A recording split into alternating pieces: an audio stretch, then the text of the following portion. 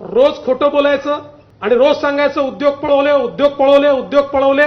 महाराष्ट्रातील उद्योग गुजरात नंतर मध्य प्रदेशात 50,000 कोटींचा गेल प्रकल्प महाराष्ट्राबाहेर। गेल कंपनीच्या याच प्रकल्पासोबत भारत पेट्रोलियम कॉर्पचाही 6 अब्ज डॉलरचा इथेन फेड क्रॅकर प्रकल्पही मध्य प्रदेशच्या बिना रिफायनरी इथं हलवण्यात आलाय। आता महाराष्ट्रातून गुजरातला हलवण्यात आलेले प्रकल्प कोणते तेही पहा।